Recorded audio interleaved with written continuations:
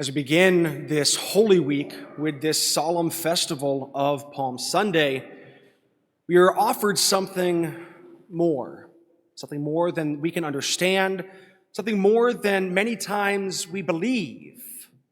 We're offered the truth, we're offered salvation, we're offered peace and compassion, we're ultimately offered that gift of faith, that gift that is always waiting for us to accept, to embrace, but many times that we turn our backs on. It was so beautiful on Wednesday night for those of you who came. I didn't get to see the crowds, but I know I heard 35 confessions, and me times 10.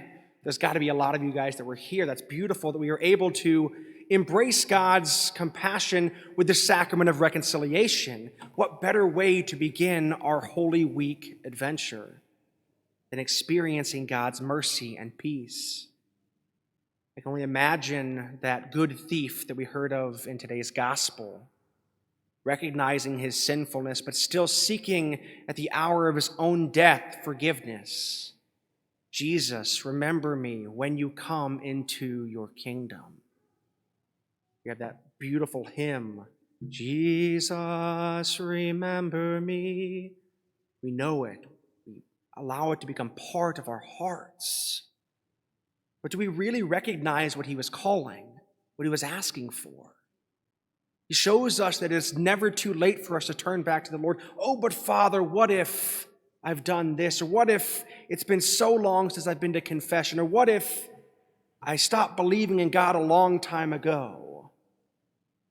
Well, as many of the what ifs as you have there, the Lord is willing to say what is.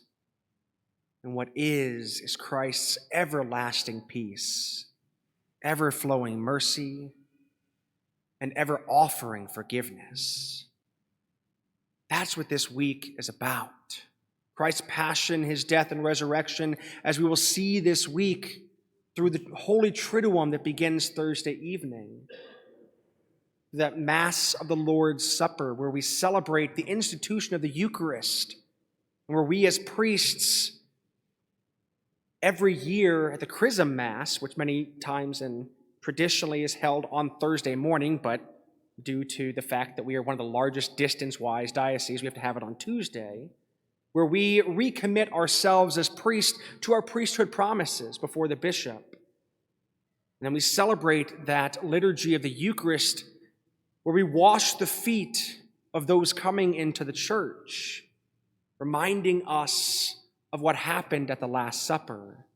Then we walk again this journey of faith that we just heard of the Passion on Good Friday, the one day a year that we are forbidden from celebrating Mass.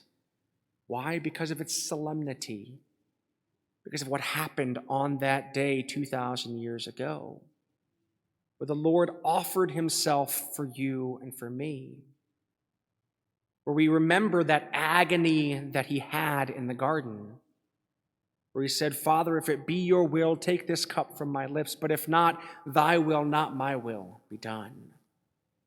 That sacrifice of our will, that sacrifice of what we think is best, the Lord invites us each to make every day, to put his will first, to instead of forming him in our image and likeness, to reorient our lives, to repurpose, to allow ourselves to be formed in his image and likeness. Father, your will be done. Father, forgive them, for they know not what they do. Father, into your hands I commend my spirit. Through this Holy Week celebration, we're invited every single year, and in fact, every single day, to witness to the love of God. That God so loved the world that he gave us his only Son to sacrifice himself for us. That was Christ's true passion and mission in life, was to offer himself on that cross for you and for me. That no matter what we're going through in life, the Lord doesn't abandon us, but he says to you, I love you. When we abandon him, he says to us those same words from the cross, forgive them, Father, they know not what they do. And when we turn back to him, he uses those same words as he did with the good thief. Today you will be with me in paradise.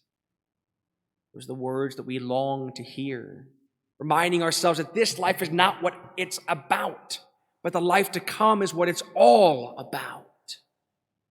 That we may hear those words when we are called home. Well done, good and faithful servant. Lent is an invitation into us to becoming better, faithful servants, to dispel from our hearts and our lives, to cast out those things that seek to pull us away from embracing his love, his peace, his mercy, his compassion, to instead replace them with faithful giving through prayer, fasting, and almsgiving. To pray for change, to fast for love, to give until it hurts, to give everything from what the Lord has given to us, because he has blessed us richly. This week in my family growing up, we'd always have 1 or 2 days where we were forbidden from watching TV, forbidden from listening to the radio. We were just supposed to sit in our rooms, and I found this as a punishment as a kid, but just supposed to sit in our rooms and reflect on God's love for me. It's beautiful if you think about it. But for an ADD kid, it was hell on earth. But I look back fondly and say, man, my parents sought to offer me that blessing, and I saw it as a chore. I saw it as, why would you ever do this to me? Why do you hate me? And how many times do we look at the Lord when he offers us a gift that same way? Why don't you give me what I want? I want my candy. I want my video games. I want my junk food. And he says to us, do you really want to be a 36-year-old diabetic? You really want to struggle with things throughout your whole life? I'll allow you to do it. But I really want to give you so many opportunities to live life to the fullest, based on my will, not on your will, based on what you need, not what on you want. But we fall time and time again, so the Lord offers us time and time again the sacraments of peace, of healing, to bring us back to his heart, his will, his love, to put him first, others second, and ourselves third. To reprioritize what actually matters in our lives. At the heart of everything that matters is the love of God. So as we enter into this Holy Week, may we enter into it with that understanding that the Lord is seeking to bless us, not curse us. He's offering us his love. He's offering us the gift of faith. But it's up to each and every one of us, you and I, to say yes or to say no. By the grace of God, may we turn to him and answer the call to holiness.